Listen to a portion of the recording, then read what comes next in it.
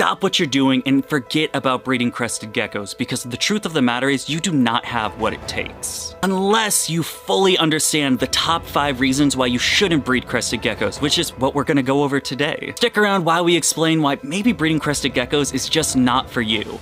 Let's get into it. Kicking things off, let's start with the first reason why you shouldn't breed crested geckos, and that's going to be, number 1, the cost it takes to provide for them. I know exactly what you guys are thinking. That's gonna be, Dakota, the cost? You use a 56-quart tubs in some crested gecko diet and you're good to go. What costs are you even talking about?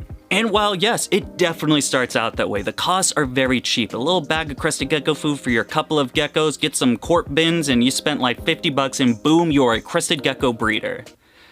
That's how it starts.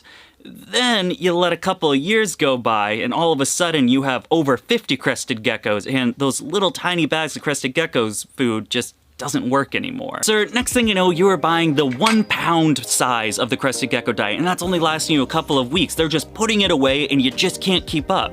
Well, granted, that might be also have to do with my leech yawn is taking a giant bowl of crested gecko food every time I feed them. 2-box bins are pretty cheap. You can get the little 10 packs for not a bad price, except when you start doing a lot of crested geckos and then those little 10 pieces start becoming hundreds of dollars. Oh, did I forget the vents you have to put for ventilation because you're tired of drilling holes and you want to stack them now because you just have too many baby crested geckos and it's just so much?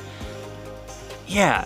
It starts becoming not as cheap as you first thought. Reality of the situation is, well, yes, crested geckos, comparatively speaking, have a pretty low overhead cost. However, that does not mean they are a cheap animal to breed. And over time, if you are serious about breeding crested geckos, you better be prepared to have at least a couple of hundred to thousands of dollars in your account in order to have these guys the way they need in order to have your business thrive. Moving on, let's get into the second reason why breeding crested geckos might not be for you, and that's going to be reason number 2, you just don't have enough space. Again, I understand what you're thinking. Dakota, at that much space, it's just 56 quart bins and some shoebox bins. It'll be fine. And while yes, when you get babies, they start out looking like this small. However, they obviously don't stay this small. Also, they don't just stay as one. When you have one female crested gecko, that has the ability to produce anywhere between 10 and 14 eggs in 1 year. So if you're doing a couple of pairings, let's say 2 or 3, you are looking at somewhere around 40 to 50 eggs. That means each individual animal needs shoe boxes, so 50 boxes.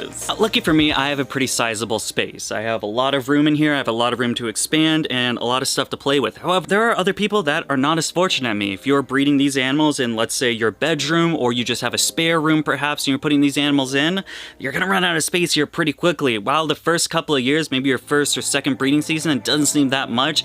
As you continue on, you start producing, going from 50 to the 100 to 200 geckos a year, it's gonna be very difficult finding room if you just don't have the space for it. Personally, for me, my rule of thumb, if I ever think about opening a new project, is going to be, what is it going to look like in 5 years from now? You never want to look so short-sighted as, oh, the first 2 years I can get it no problem, but maybe 5 years from now, huh?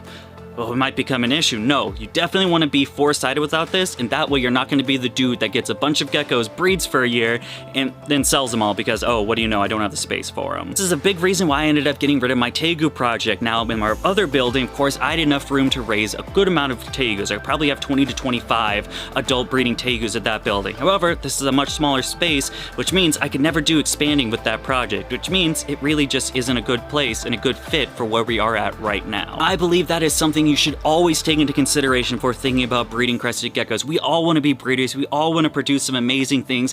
However, you have to take the selfishness and your ego out of the equation. Make sure you are able to do right by every single animal you bring into the world, because at the end of the day, it is solely your responsibility. If you don't have the means, that probably means you shouldn't do it, at least for right now. This next topic at hand, I feel, is going to be the most important one, and definitely a topic that a lot of people don't really like to talk about, but definitely one that I think we should. And that's going to be topic number 3, the dark side of breeding animals. Now, if breeding crested geckos always went perfectly, it would be amazing. It would be the best thing ever. You get to create life. You get to watch the full life cycle of the crested geckos and make a couple of bucks doing it as well. I mean, what could be more awesome than that? However, that unfortunately is not the reality. The reality of breeding any animal comes, it's not if something will go wrong, it's when it will go wrong. And a lot of stuff can go wrong when you're breeding crested geckos. This crested gecko right here is a great example of that. This, oh my god.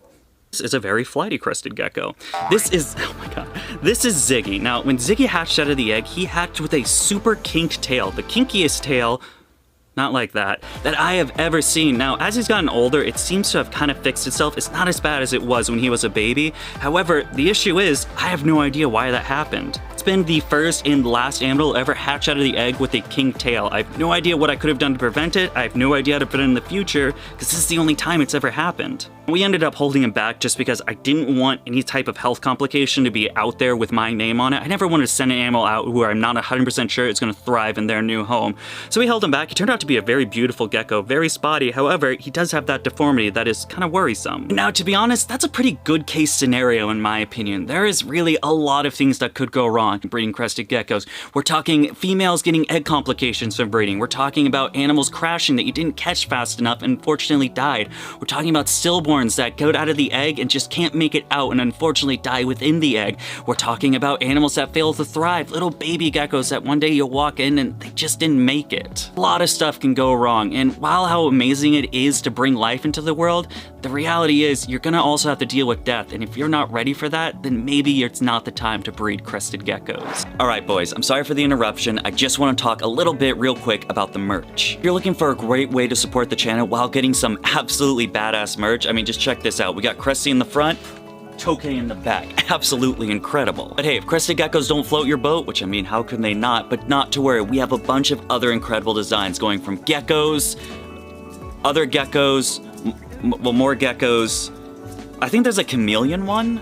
If you guys want some more information, the band is right down there. It really helps me out. It helps me keep doing all the full-time stuff that I've been doing, living my dream. Thank you so much. I'm sorry, let's get back to the video. If you're still here and still thinking to yourself, you know what? I still think I have what it takes to breeding crested geckos. Congratulations, but maybe these next two will deter you. And that is gonna bring us to number 4, the market of crested geckos. I'll go a few ways to this. Now, I know some of you boys started buying up geckos in 2020 thinking you're gonna be rich. Then a couple years later, the market crashes to a pretty big low, and now everyone's trying to sell out their collection because they thought they were going to make a quick buck off of crested geckos. Reality is the market fluctuates, especially so volatilely as we're getting these new morphs. We can take lily whites for instance, a gecko that was worth $5,000, $6,000, $7,000 at one point, now reduced to an animal that you can buy for as cheaply as $400 to $500. Gecko is now worth 10% of its original cost when it was first introduced into the hobby.